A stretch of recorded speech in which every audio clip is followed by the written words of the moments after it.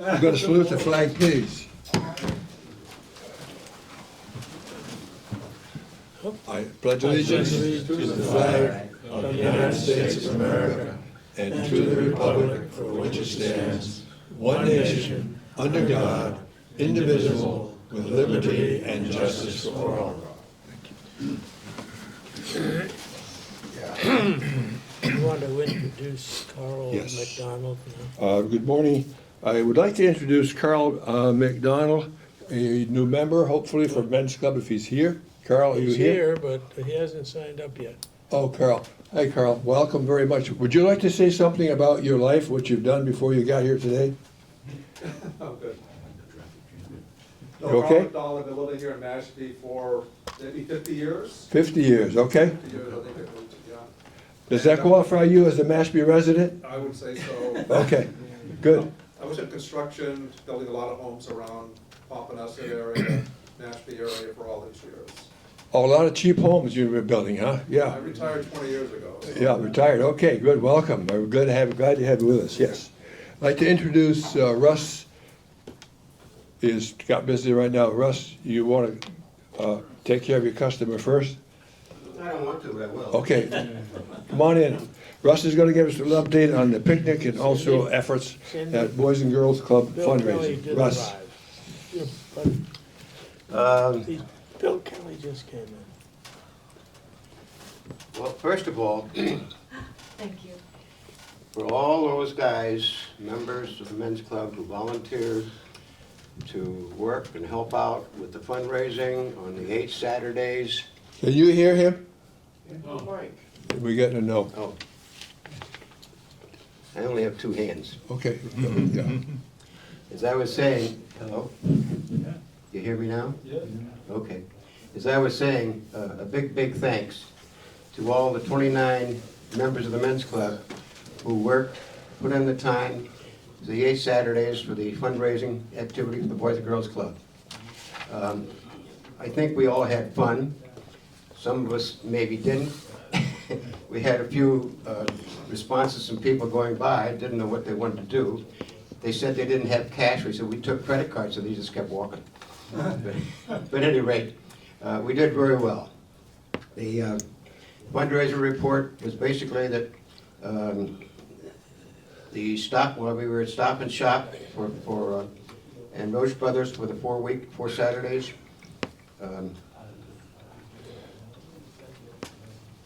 The cash donations at the stores was $9,332. The men's club's donations were $1,290. And credit card donations of $1,086. For a total of $11,708 that we gave to Ruth to support the 3 scholarships and to help fund her operating expenses. I think you guys did a wonderful job. We appreciate it. We thank you very much, and you all deserve a big hand for yourselves. In addition to that, our esteemed secretary sent out thank you letters to Stop and Shop and Roche Brother managers and to Heidi here at the Senior Center for letting us borrow tables and chairs, and also to Chris Ball from Mashpee Television for letting us borrow his phone. He probably thought we weren't going to return it when it was like 2 weeks after our activity was over. But that's all right. Thanks again, Chris. We appreciate it. Can we have him do it again next year? Thank you. Well, that's the first commitment we got. Okay, any questions about the fundraiser? As again, thank you guys. You did a wonderful job. We really appreciate it. And the Boys and Girls Club really appreciates it too. By the way, if you like, you can go over there and visit them anytime. A lot of kids are around during the summer. They'll tell you what's going on around there, what's happening. They'll give a little tour, and I think we'd like to give like to go on a little individual or group tour there sometime this year.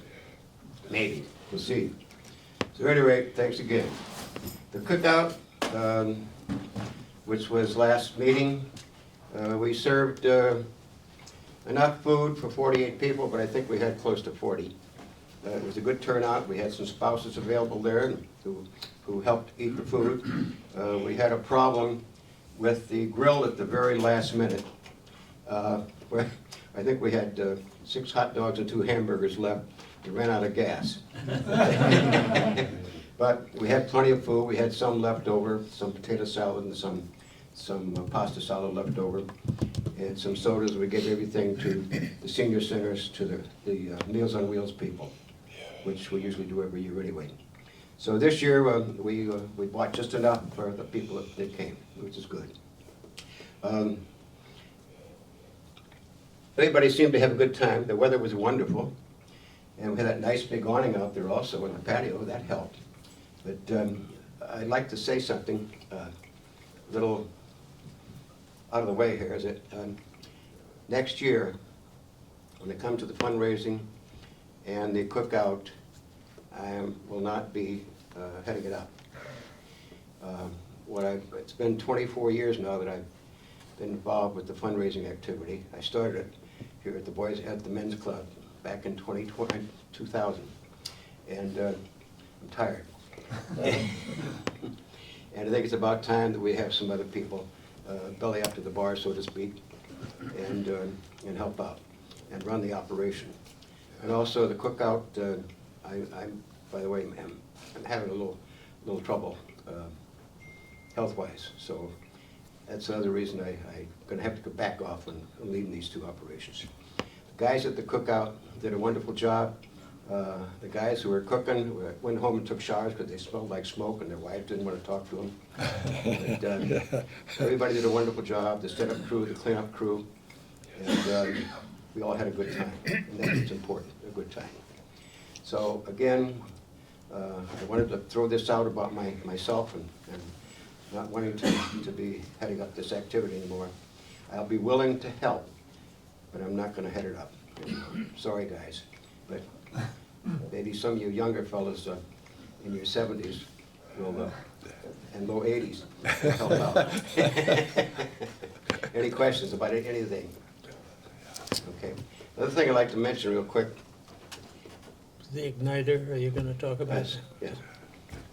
Another thing I wanted to mention, and our secretary interrupted me. When we ran out of gas, we also continue to couldn't do restart so when necessary. we couldn't restart it. And so George, the maintenance guy here, checked it over. He said it was probably the igniter, but it was only a AA battery. So we saved some money. So, at any rate, it works fine now. The other thing is that, please, if you have a card, senior center card, please use it. Check in the mornings when you get here. And if you don't have a card, see the front desk for an application for a card, because it's very, very important that we are well represented as a men's club here at the senior center. And if we don't check in, we're not getting that representation. And numbers count, believe me. Okay, one last thing, if I may. Please. The forms to fill out for the center are right here. Oh, okay. Very simple, only about Repeat that, lines. please. The forms are right here. The forms for the Mashpee Senior Center cards are right here on the front desk. If you need one, yeah. Only takes a couple of minutes to fill it out, leave it at the front desk, and they'll make up a card for you. The other thing is, would anyone here like to have a Mashpee Men's Club hat, baseball cap? Can I see a raise of hands for those who do? I have one. I didn't ask you. So one guy, huh? Okay. We won't One go into that behind you. then. Oh, 2, I'm sorry. Well, I was gonna say, if we had at least 25, I could go ahead and look into it, because that's the minimum number they want now to order. If you order that many, you don't have to pay the setup charge, whatever that is. Well, if we ordered 13 each, we'd be all set. Okay. All right, so once again, guys, thank you for all your help in both activities. Appreciate it very much. Thank you, Russ. Thank you, Russ. Bruce. This is what he's talking about, a little card that fits on your keychain, and you just flash it at the computer out there and punch Men's Club when that comes up on the screen, and we get a list of who's here, and the club, the senior center needs it for the Council on Aging. They've been required to monitor everybody who comes in. Next, we're going to go Treasurer's Report, and Jim is going to report on the audit and also the Treasurer's Report. Would you come up and use the mic, please? Yeah, it's on. I think I'll start with the audit report first. Please. And get last year out of the way before we talk about the first month in this fiscal year. During the month of July 1st, I audited the financial information provided by Harvey Beth, treasurer, and the Bank of Cape Cod 5, reviewing the financial records of the Mashpee Men's Club for the period from July 1st, 2022 through June 30th, 2023. All records of disbursements and bank deposits were reconciled and found to be correct. Harvey knew that, so he didn't show up. There were no irregularities were found, and in addition, Harvey had prepared a summary by month of expenses and income, which assisted in this year's audit. A summary of the fiscal year financial activity I'm attaching with the report. Thank you. This audit wouldn't be complete without commenting on the transition of treasurers from the previous fiscal year to the one just completed. Some records from this past year were not included in the records passed on and appear to have been lost, creating an interesting challenge for me. There's no indication of impropriety. However, it's my recommendation that all financial records, including receipts, be retained for the year being audited. And in addition, any prior year, fiscal year records held by a current treasurer should be passed on to the succeeding treasurer, who will determine the need to retain or not. And then I signed this on the 30th day of July, 2023. I don't know if questions should be asked now or a motion. Why don't we first. ask right now, do we have any questions about the audit report? This would be a time to ask. I move it be accepted as read. We have a motion? Second? All in favor? Aye. Okay. Part of the audit I found by using a spreadsheet, I didn't have to worry about my math. And the numbers turned out to be identical to Harvey's, which worked out beautifully. I think that's the way it's supposed to work out.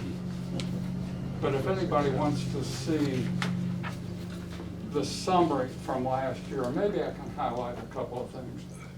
We had a total income as a club of $12,685.94.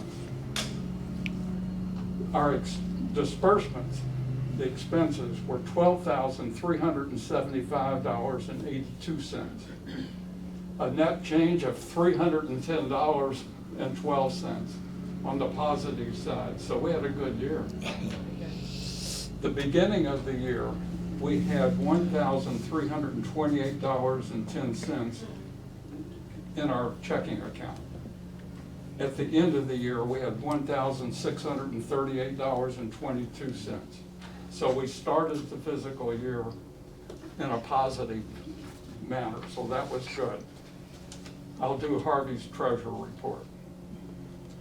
The revenues during the month included $400 for dues. We had additional income coming from the solicitation, I believe at Roach Brothers, for that one Saturday, and that was $1,194.65. So that Saturday was a pretty good Saturday, wasn't it, Russ? Yes, it was.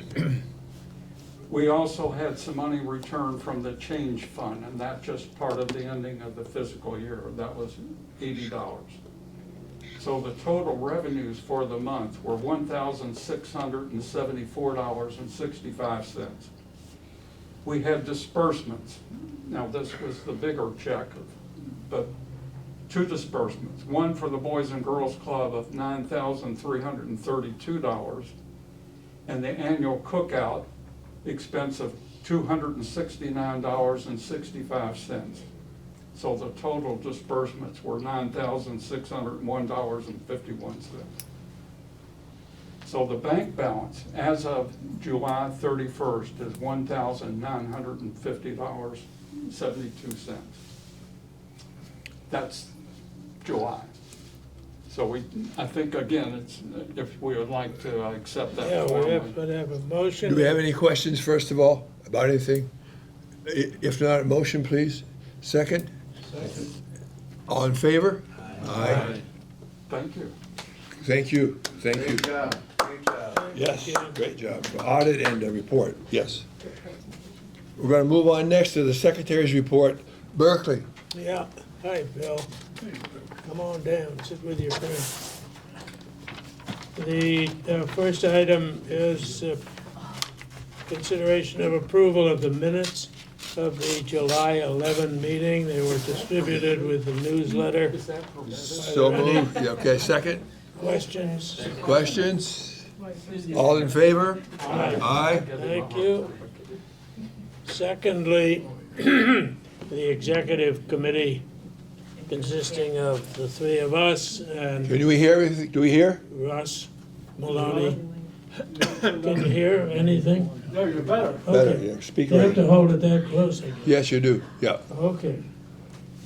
The way Jim was waving it around, I didn't know. Okay, yeah, all right, go ahead. Anyway, the executive committee met a week or so ago and reviewed the year and so forth.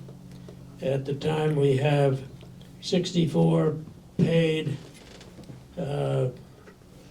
members as of July 1. Harvey is keeping a record of dues paid. We reached, I think, 24 have already paid, and the rest of them, I will get a list at the end of the month, as of July 30, a list from Harvey of those who have not paid, and I have to be in touch with them because the bylaws provide if those dues aren't paid by August 31, then that person has to be dropped from the membership. So we want to keep them obviously aboard. Secondly, we've got a category in the roster of people's former members who are still in touch, although they've moved away.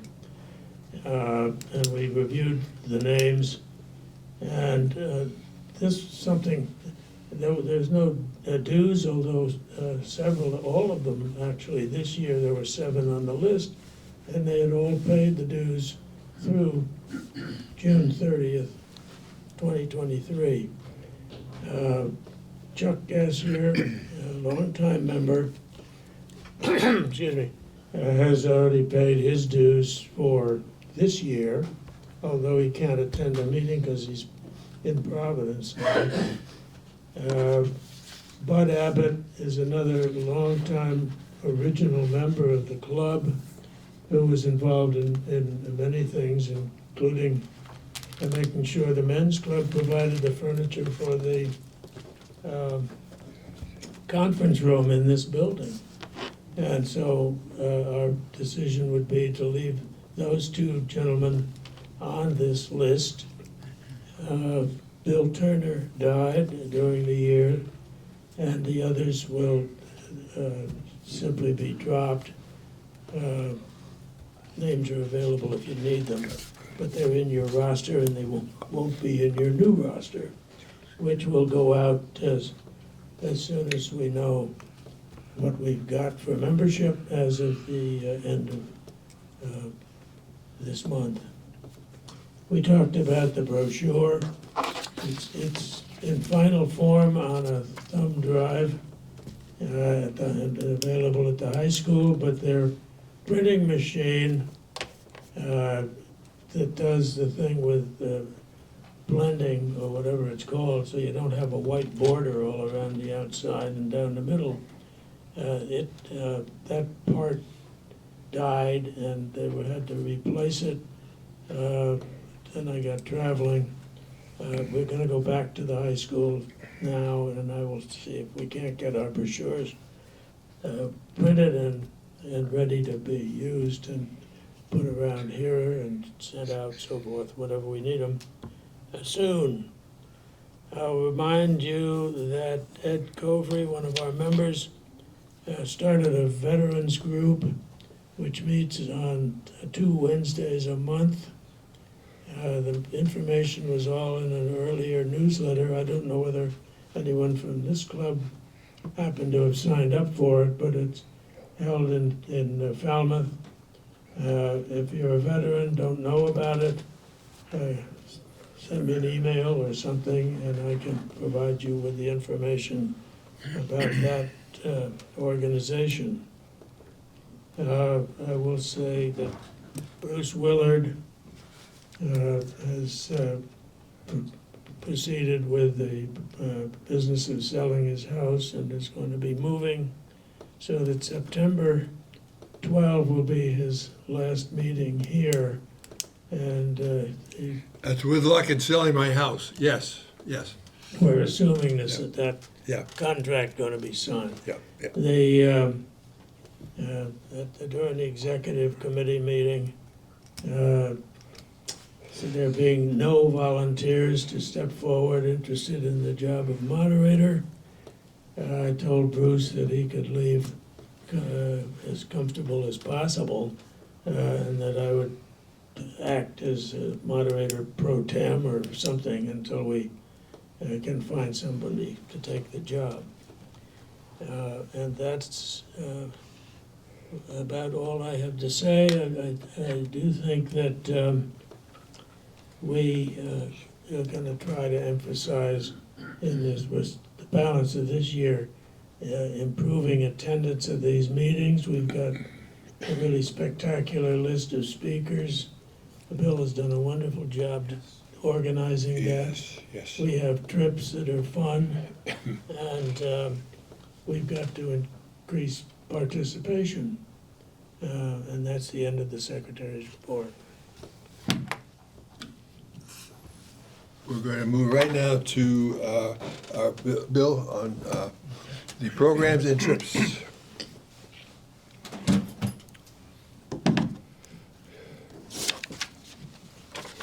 Can you hear me okay?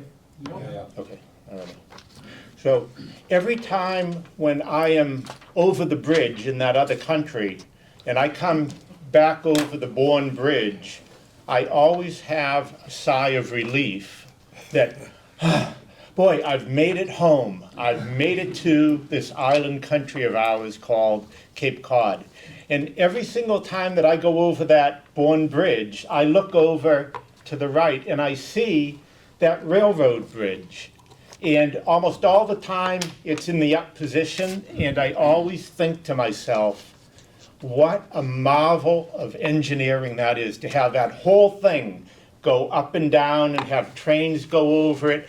I know if I was having a bad day, I'd have that cocked on an angle, and one end would be a little higher than the other, and oh gee, it would be a real mess.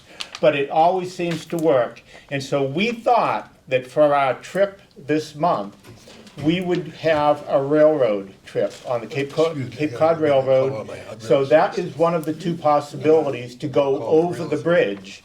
The other possibility is to have a luncheon train trip. So if you're interested in either one of those, come to me after the meeting.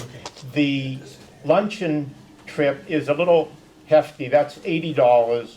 The excursion over the bridge is $41. And the dates on that would be August 18th that's a Friday, that's for the excursion over the bridge.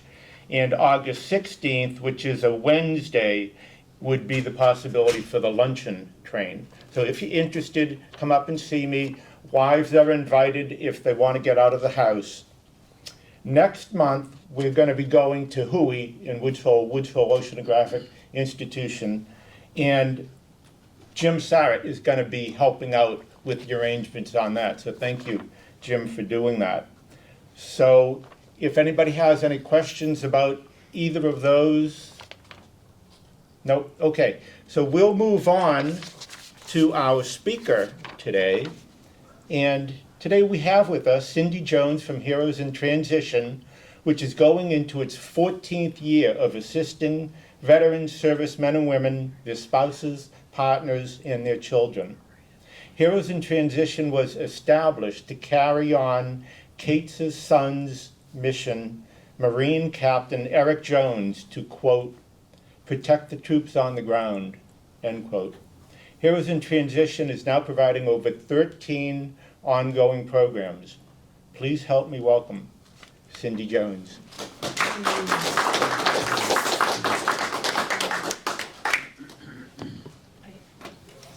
I'm just going to pass these books out so that you can follow along.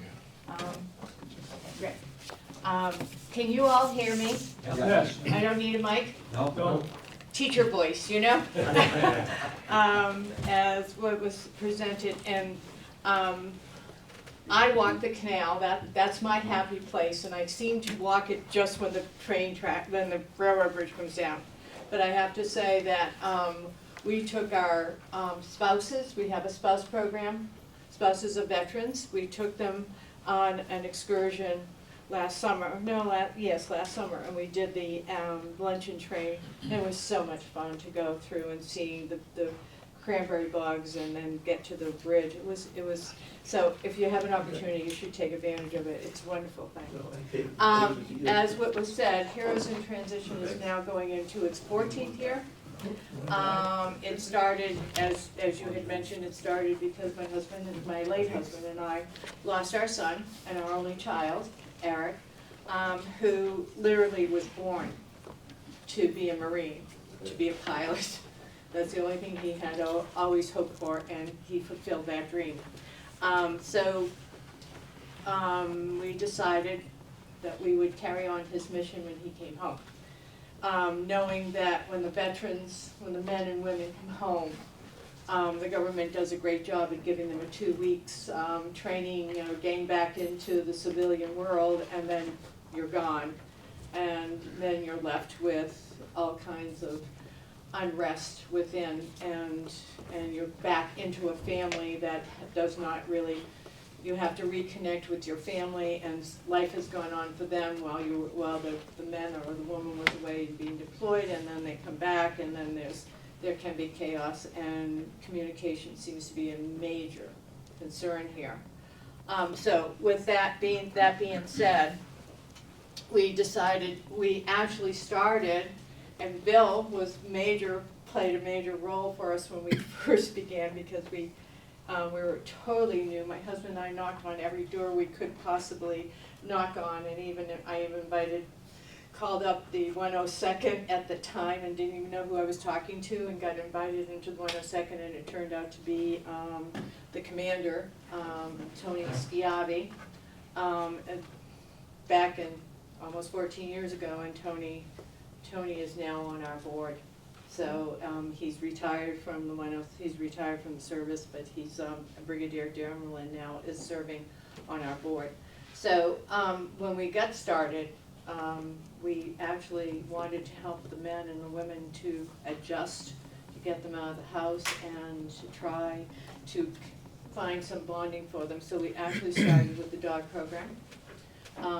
And that became very successfand as Bill will remember, Christ the King gave us a presentation. We brought needs down and had service dogs. That was great. We started with the service dogs. We started to try to bond them, but when you give somebody a service dog, that dog helps them get out of the house. It gets them, into grocery stores, which is very hard for some of them. And the dog does all that. However, we found that it didn't quite help bonding the men and the women. And what they really needed was a safe place to come to meet each other. Those that had their dogs stayed with their family, stayed with the dog, they didn't come out. We tried veteran groups and that didn't come out. So what we actually did after that, I'll get back to the direct support. We actually started with the equine program. Now, with a horse, you can't take a horse home and stay at the house. So the veterans would have to come up with the equine, with the horses. But how we started was with families. The husband, the wife, and the children.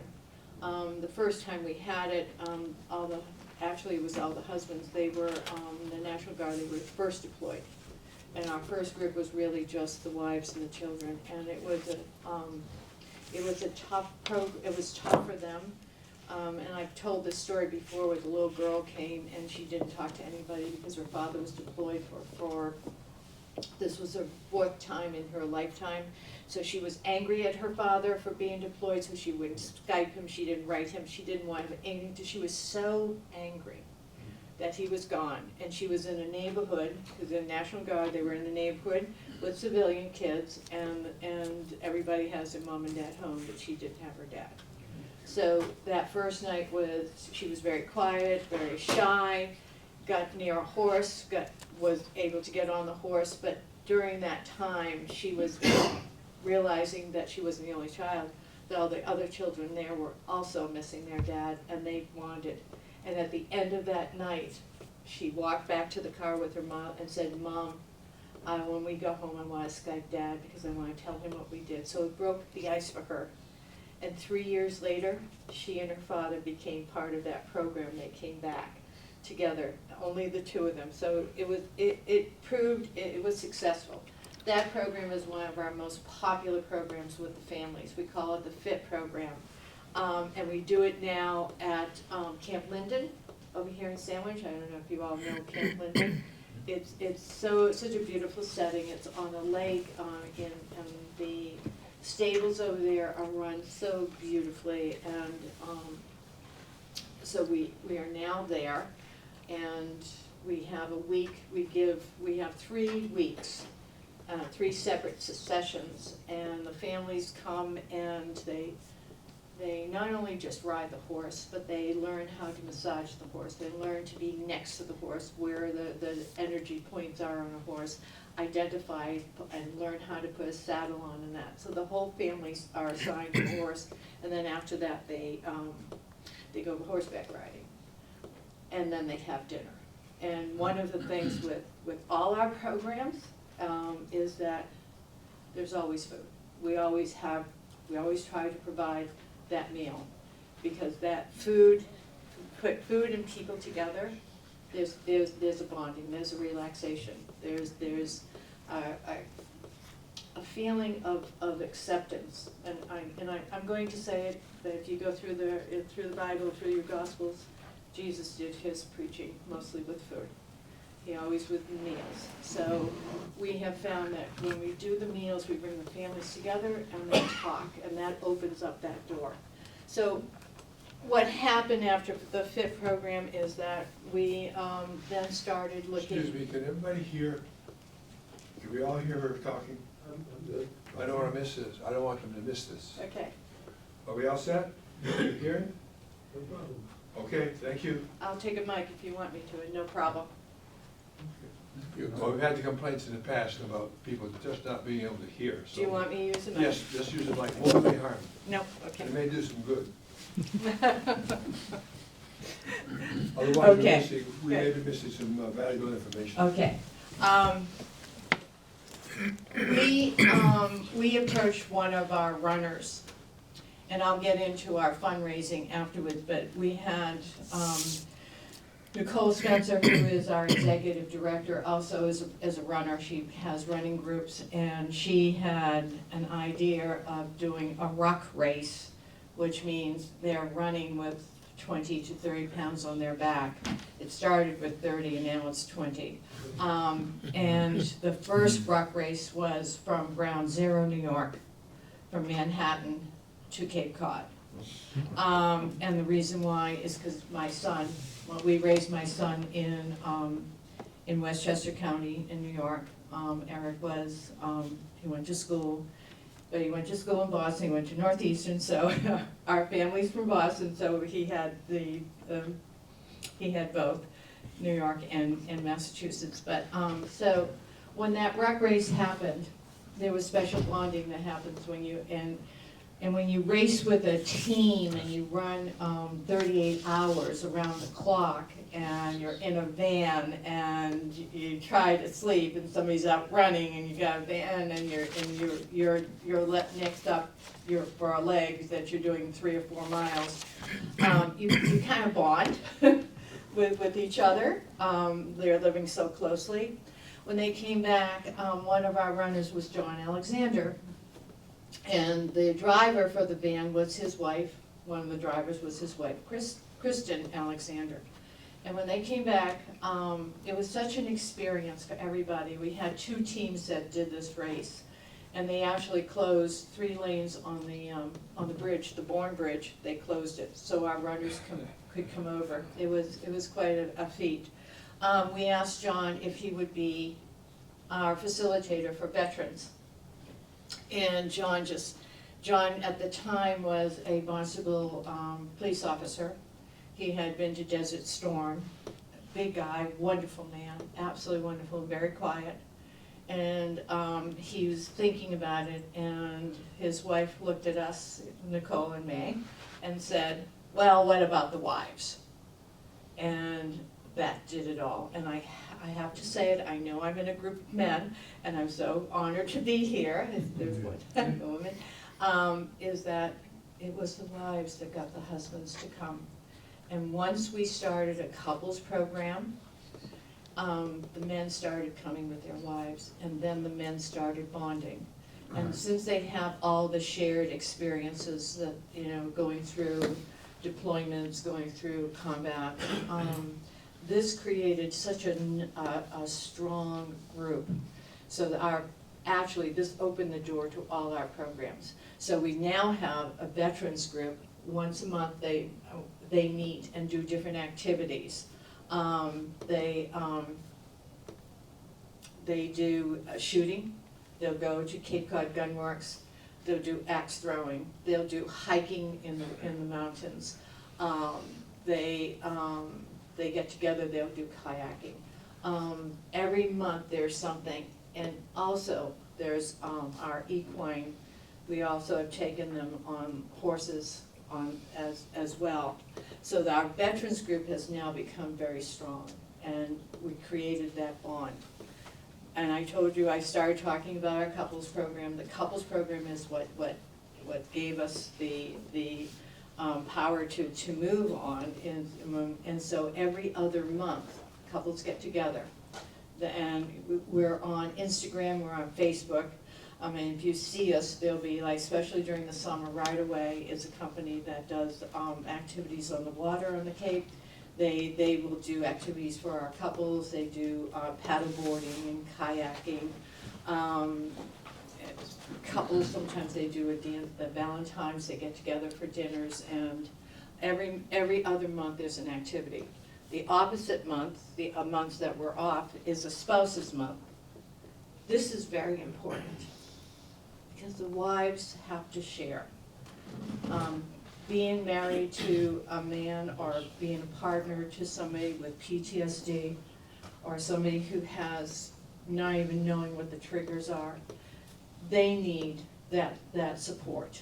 And that support is, they have a book club where they're reading books on veterans and being married to a veteran.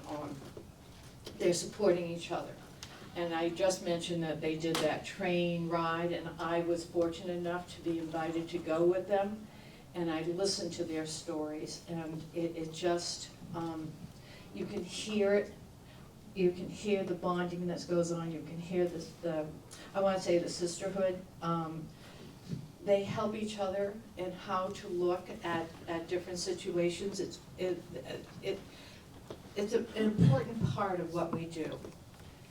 And then the couples retreat I'm very, very proud of is that we do this twice a year. In the spring, and you gotta realize all our programs are free. And when we do the couples retreat, we give them a night away. We usually go to, I know it's not Davenport anymore, it's the Red Jacket, or the Loft. In the spring, we do the Loft, we have the couples coming, they come on Saturday, they leave Sunday afternoon. They come and they do activities, they do bonding activities, teamwork activities, meals are included at nighttime, they're free, they have the meals together, sometimes they have music, they can walk the beach, they don't have to stay, but they kind of stay to meet with other couples. And in the fall, we bring in Dr. Clyde Angel, I'm sorry. Clyde is co-author for 2 very important programs. There's a program called PAIRS, which is the only program that the VA has adopted to help married couples, how to communicate. And Clyde was the co-author of that, so when he comes up in the fall to do that, he teaches them different tools, how to communicate. So when the couples walk away, they have a tool bag, they have different activities that they can draw on to help them communicate. Because we did our research. Back in 2016, it started hitting the media that a lot of couples were divorcing in the military. They come back from Iraq, from Afghanistan, they can't communicate, men and women, they can't communicate what they've been through. The spouse is having a difficult time, there's total silence, so you don't know what's going on in the mind. So Clyde gives them tools as how to approach to communicate. And actually, we have some beautiful testimonials. And one of them was a woman who said to her husband on Saturday morning when they walked into the hall, to the resort where we had it, she turned to her husband and she said, "We're going to pretend we're a happy married couple, but I want you to know, on Monday morning, I have an appointment with a lawyer. I'm getting a divorce." So that's how she approached the weekend. When she came in Sunday morning, she immediately, we asked, if anybody had anything to say. She stood right up and she told that story. And then she said, when we were walking in, he opened up his mouth and said something and started communicating to me. And I realized that there's somebody inside there. So I'm canceling my appointment. 2 years later, she came back, both of them came back, and they're still married. So you all know, who've been married, about, communication is the key. And so this week, that fall retreat that we do really centers in on how to communicate. And they're given activities in the room, and they all one-on-one do that and try each activity, and it just brings people close together. And I do know that people have gotten up and said, we're going to be okay. So that's very important. We also, every month, we have family activities and excursions. We do bring the families together. As I had mentioned at the very beginning, the children who father or mother is in the National Guard or is in the military, or even a discharged veteran, they have a different experience than the children in civilian children. They see things that not all civilian kids will see. So when they are brought together, they can share that history with other children, and it just bonds. And not only are the children bonding, but the parents are bonding as well. So you can see what we're doing, you can see the brotherhood and sisterhood being connected. This is why we call ourselves transitional support. Psychologically, this is what needed so that they can share with the others that brotherhood and sisterhood that they left behind when they were discharged, and now it's coming back. It's very important. Family and transition I have already talked about. That's our equine program. And this is the one that I'm most proud of. You know, we've been doing this for 13 and a half years. And when we started with dogs, we have equine therapy, we have veterans and families and groups. Now, we've gone to what I consider the meat, and I'm gonna be very, very biased here. This is really a vision that goes way back to the very beginning. And I call it a holistic self-care. We started in 2019 with women, and we called it Reboot in 2018. We took the female veterans and we combined them with the female spouses. And we brought them together and did a 6-week course on how to take care of yourself, how to build resiliency, how to meditate, how to do the mindfulness. And what happened in this group was unbelievable. The women bonded, they're still together as a group. They helped each other. Meditation opened the door for them. And at that time, we were even giving them Reiki, and I don't know if you know what Reiki is. Reiki is an energy procedure that somebody goes around and opens up the chakras, and it just releases the tension within the body. And this was extremely powerful with women, and we're still doing this with the women. But I have to be careful what I say here, because we started with the women like the veteran group, right? So now the men came to us, they were seeing the women being helped. The men came to us and said, what about us? So now we do regroup. We're on our 3rd regroup session. We also do this with our men. We have Nicole Briggs, who has her own business on mindfulness. She's very well trained. She created a curriculum. Everybody gets a booklet, and they follow through, and she does the meditation and the resiliency, yoga, and working with Nicole for that week. The men we only did it for 4 weeks in the very beginning, and they came to us and said, why do the women get 6 and we only get 4? So now we're up to 6 weeks with the men. But remember in the beginning I mentioned John Alexander, who was our runner, who is now our facilitator. Big guy, police officer at Barnstable. He took the regroup, the first session. After the session was done, we talked about it. About a month or so later, he looked at me, he says, you know, my blood pressure is still down because I have learned to meditate and relax and take that deep breath. So that has worked tremendously. And if you're suffering with, you have a triggers or, PTSD, when you have some kind of a tool to bring down that blood pressure, to relax, to take that deep breath, it's so powerful. So now we're on our 3rd male group. And I have to say, we don't have a facility at all to do this. So when these groups started, we needed a quiet place. We needed a place where we could lie down on a rug to do, to meditate, to do yoga. So we asked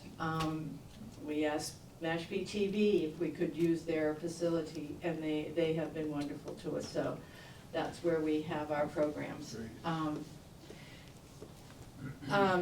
going to skip over to, we do now have our Equine Warrior Weekend. This too is self-care. This is extremely powerful. This is only for veterans, and we take no more than 8, male and female. And this is at Camp Linden, and if you know Camp Linden, they have, on the lake, they have individual little cottages. And everybody gets their own cottage to sleep. They come on a Friday afternoon. There's dinner, there's a campfire. There are 2 facilitators for this. One is Dr. Tony Digman, who is the VA psychiatrist. And there's David Berube, who is a retired chaplain at the 102nd. And this weekend is directed with them.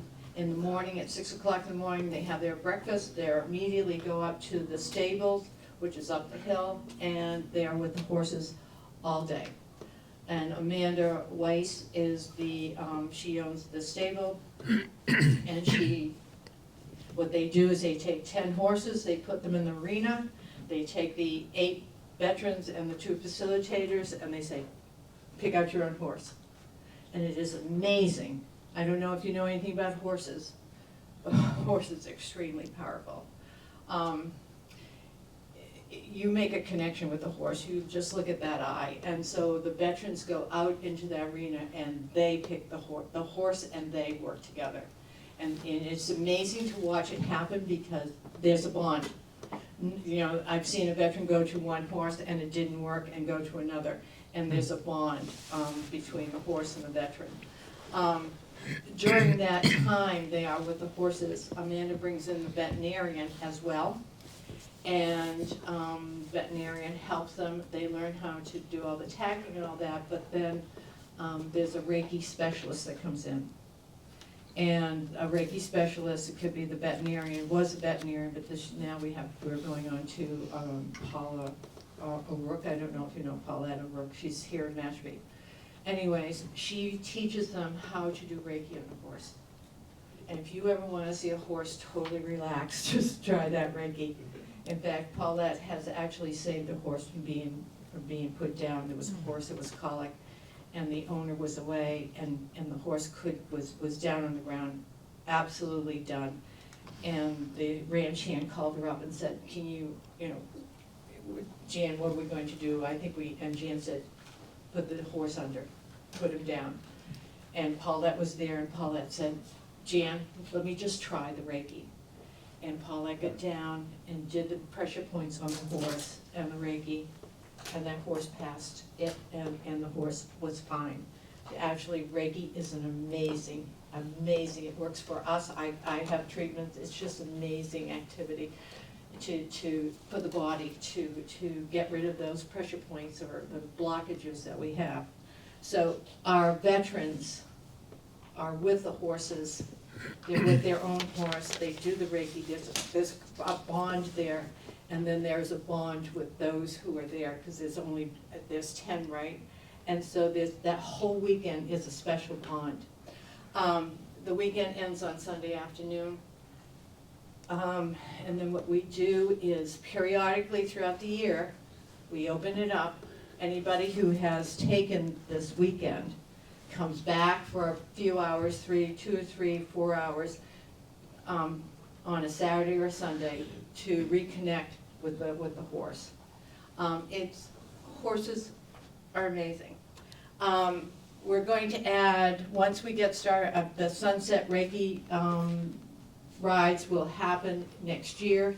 In the spring, we're going to bring that in. That's another way of anybody who's done our weekend Warrior Weekend, they can reconnect with their horse again. And then yoga, we do yoga, amazingly we do yoga, not only for our veterans here, but also on the base. And I don't know, I'm sure you all know that the 102nd is classified highly. They're in a big room, they're in a room with computers, with drones. It's a tough job. It's a very nerve-wracking job. I had a meeting with one of the officers when we first got started over there a few years ago, and I foolishly said to him, this must be easier for you to be here, not being deployed away from your family, so you are here so that you can see your family when you go home. And he looked at me and he went, Cindy, no, it's worse, because when we're deployed, 100% of us, we're on our job. We're in an environment where we're constant. He said, here we do the job, we know what we have to do, and then we walk out, and then we're supposed to go home and help with the homework and do the chores and the homework. It's too hard. So what we do now is we provide activities for the men and women who are on the base, who are going through that horrible stress on the base. it's a very tough job. So we provide yoga for them on the base. Now, the only thing I didn't talk about is the one that I'm so excited about, because search for meaning. As you can see, we have mindfulness, mindfulness with reboot and regroup. We have the warrior, we have the equine therapy. So it's all mindfulness, it's relaxing the mind, learning resiliency, doing meditation. But this one, in the fall, we're doing the search for meaning. And Clyde Angel, who is a retired pastor, not only did he write the 2 programs, Pairs, he also wrote this program that is now published, Search for Meaning. He's coming in the fall before he does our couples retreat. He's coming a weekend before, and he's offering an 8-session course on Search for Meaning, and this one goes into the spirituality. So, the reason why he started this, well, he's a pastor, is that he worked a lot with Vietnam vets. And he spent a lot of time talking with them. And he and a partner started to talked about what they wanted to do, brought a group of Vietnam vets together and started talking about how there was, you brought up one way and the government tells you something else. So what he did, and the way I'm going to explain this is, Richard Rohr, who is a friar, he's a Catholic priest, puts it this way: religion is for those who fear hell. Spirituality is for those who have been to hell. So that's the way I try to introduce this search for meaning. Is now we're trying to get a group together, and this is open for everybody. There's no age in any of our programs. There's no cost to any of our programs. But this is starting up in October, I think around the 20th, to bring in these veterans who want to do the spirituality, who are trying to figure out where they are in their life, to navigate through their beliefs and what's happened and where they are now. So I'm really excited about this program coming up, and that also will be at Mashpee TV. So, how do we do all this and provide all this? Our fundraisers are basically, we have 3 fundraisers.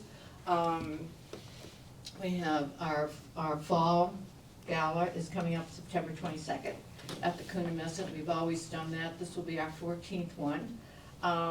So that's always fun and good food. And I had mentioned Nicole Spencer, who is our executive director. She carried on that trip from Ground Zero to Cape Cod. Now we do all of Cape Cod. It's called the Ruck Race, the Ruck for Hit. And we had teams of 11 people, 11 teams. There's 7 runners and 2 drivers. And the teams, they get sponsorships, and they start at midnight, 1 o'clock midnight at the courtyard on a Friday morning, which is really, they're there Thursday night. And they run through Saturday afternoon. They run from the courthouse, the courtyard, down to Woods Hole, and they go through all the towns. They come to Mashpee, they come through my barn. That's the first pit stop, and they go all the way up to P-Town. And when they get to P-Town, there's a challenge, and every team has to run up the monument, including the drivers. And the runners have 20 pounds on their back. And then by the time they get there, it's late in the afternoon, right? And then they travel down the bike path, down the Cape during the dark at nighttime. God knows, I'm a nervous Nellie. It's a night I don't get to sleep because I'm so worried about coyotes and people. But they run all the way down to Chatham, and when they get to Chatham, at the lighthouse, they have a fake dummy that they all get together and carry the fake dummy all around the lighthouse. and then they travel on from that back through Hyannis up to, down to Sandwich, cross over to Sandwich, and then to Mashpee. And it's a good at least 38 hours of running. That is our largest fundraiser. And it's amazing, and you're all welcome to come up when they come out, when they hit the finish line, and this year our finish line was at Cape Cod Coffee. It's an amazing feat, isn't it? No? I've had the pleasure, I'm sorry, I don't mean to interrupt, No, to please. follow this for the last 2 years. I cheated this year, I went to bed for a few hours. You just had surgery. But to see how they start and how they finish as a team, it's overwhelming. And Cindy, you forgot to mention the boardwalk Oh. in Sandwich. As the sun's coming up, they're all there at the boardwalk, and they have to tie, as a team, 2 long planks to their feet and walk across. And these people have now been running for over 30 hours and living in a van, and they do it. And it's amazing to see what goes on, and what Cindy and her team have put together to make this happen. And they're gonna try this year to take it to the next level as far as fundraising. I think that the goal is $500,000 this year, and this past year they made $250,000. But everything they do now with all these programs Cindy has spoken of, they can now do much, much more. They're successful in the completion. So I ask that all of you, as you hear about this, at least give positive energy or talk it up so that people understand what's going on. Thank you. So I guess that's, I think that kind of wraps it up. The other fundraiser is our Falmouth Road Race, and Nicole has a team of about 40 runners on that one, so that's great. I'm very honored to be here. You've seen me before, and I get invited back, and I'm honored to be here. And I just want you to know now that we've added on this special piece that really touches the core of the soul of where a person is. Yes. How many veterans are you working with, men and women, would you estimate? When we do our grants, and we have a grant writer, Chris Kazarian, what he does is, he writes our grant, but he's also a media. And we have gone through the numbers, because numbers are important. Somebody said it, numbers are very important. And our numbers are 1,200 veterans a year. Wow. Mostly all on the Cape. We do have a joint base Cape Cod. I'm very proud to be part of that as well.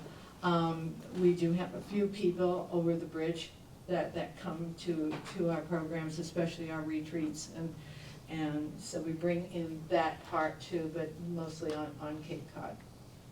Second question, will family members be involved in the search for meaning that you're describing? Right now, it's all veterans.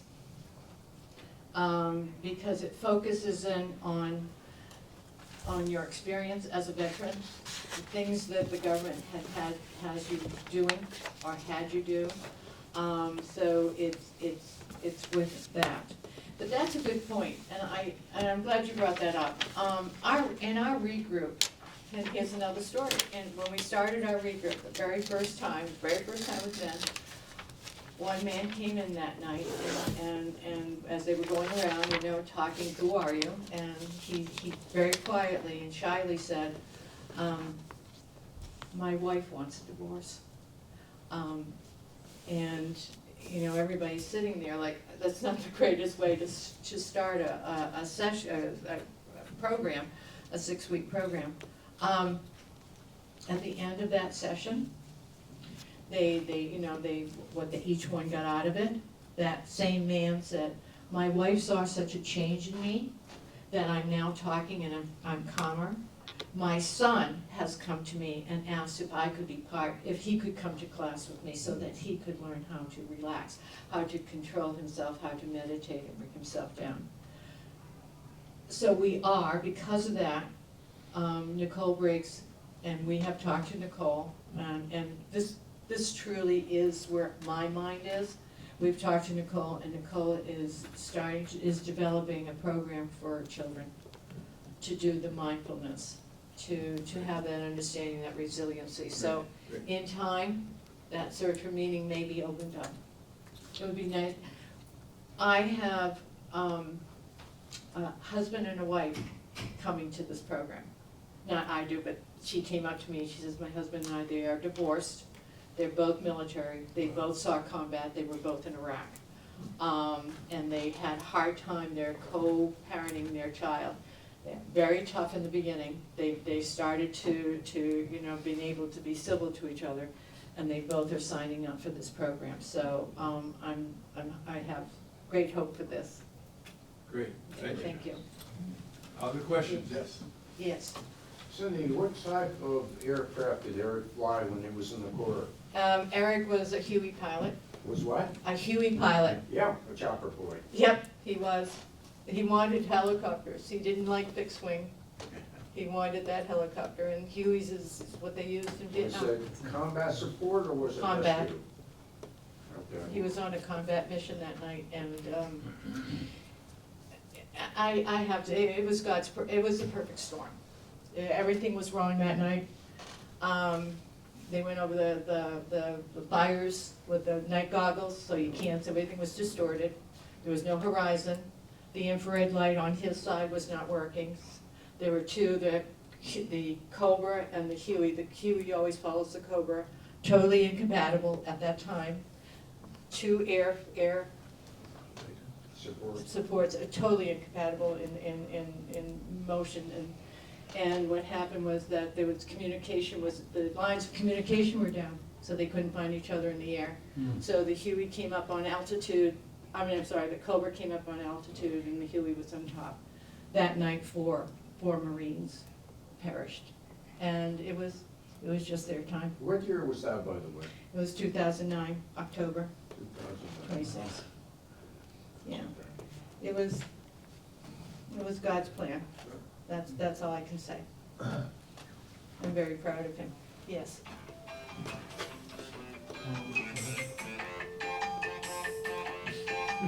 You done? Yeah, that's fine. How is it that a horse has medicinal value? I Okay. had very little, my next door neighbors, when I was growing up, my next door neighbors had a small farm, which included cows and whatever. They also had a horse or two, a pony, and I rode them maybe once or twice, but how is it that a horse has medicinal value? Okay. Repeat Horses, the question, please, so we all hear the questions. Good question. Yeah, why, how is Let's it? let her, I want to use the mic. that's a great question. How, can you hear me? Yeah. How does a horse have medicinal value? Okay, See, I don't know that much about horses. you don't have to. You know, right? Horses are fight and flight, you know? They're very much like humans. You stay or you flee or you stay. It's fear, right? They're that. They sense things. A horse, when you get near a horse can sense your anxiety. They pick it up immediately. And a horse will look at you. And I've seen this demonstrated. I've seen a woman go into a corral with a horse. I'm very comfortable with the horse. She went right up, she was handed the bridle. She went right up, put the bridle on the horse was fine. Then they got this other woman who come out. She was not comfortable with any of the horse. She was a nervous wreck. She took the bridle, the horse backed up, the horse sensed her anxiety, the horse stared at her and didn't trust her. And what she had to do is she had to control herself. She had to breathe, take in that breath like meditating, calm herself down. And once she started calming herself down, the horse relaxed and she was able to put it on. Horses pick up all our anxieties as well. And when we're anxious, they're anxious because they don't know what's going on. And let me tell you my personal story. I had a friend who was a psychologist. She and I went out west. We went out to look at an Indian program out there with horses. We went out to Montana. And part of that trip, we ended up on a wild horse sanctuary. This is a place where they have the horses, you know, out, the government thinks we have too many horses. We do probably, but what they do is they round the horses up with a helicopter, and they corral the horses, and a lot of the horses ended up going either to Mexico or to Canada to be slaughtered. But they're trying to save these horses out west. So what they do is, this sanctuary had all these horses. They took in the horses. There was 11,000 square acres, square mile, in South Dakota. It's called the Black Hills Sanctuary. The woman took us out, and she took us out in and out of these canyons with a Suburban, if you can imagine. And we're seeing all these wild horses in herds. And I'm the photographer. I love photography, and I got my camera, and I'm getting out of the car, and I'm walking up to these wild horses. And I didn't fear them. Then she took us down in this canyon, and all of our windows were open. And this one horse, who she happened to know the name of this horse, thousands of horses. This woman said, "Oh, there's Pearl." She was black, and she had a white star on her forehead. Pearl, my window was open. Pearl stuck her head into my window. And here I am with a telephotic lens trying to take a picture. My friends in the back seat said, "Cindy, put that camera down and just enjoy it." And when she said that, I opened the car door, I got out. Now that horse must have sensed because it was after my son died, must have she knew that I had that grief. She sensed it with me. I got out of that car. Pearl came with her head and put her head around me. And I tell you, it was a spiritual moment. It was a moment, I got chills, because what she did for me at that time was amazing. Whenever I get in front of a horse, my grief is never going to end. Losing a child.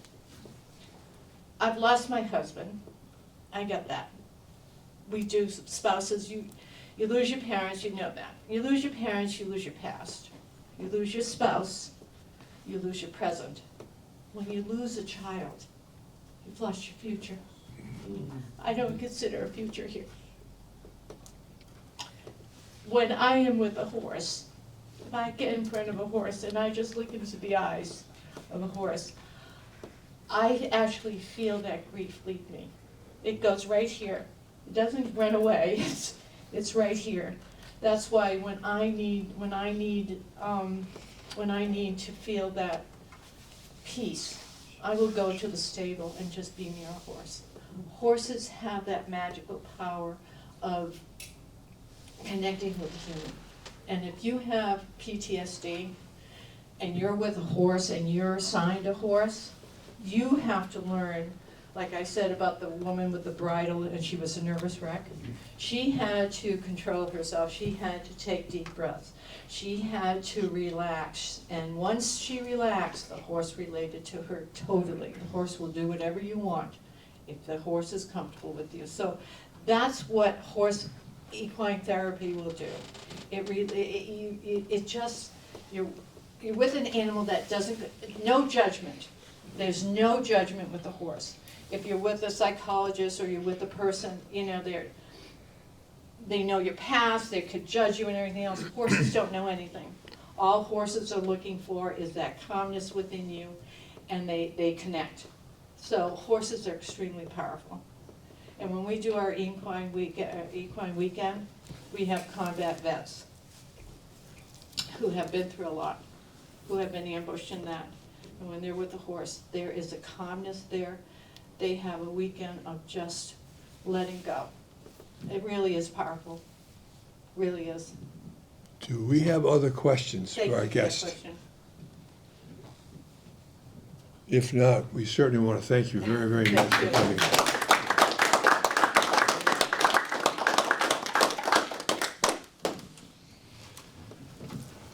And do we have any other business to come before the group today? If not, we're going to adjourn, and we'll then do our raffle. Do we have a motion to adjourn? So move. Second? All in favor? Aye. Okay, we're gonna ask our guests to, and thank you for your very moving remarks at the end of your presentation. That really grabs you. Number.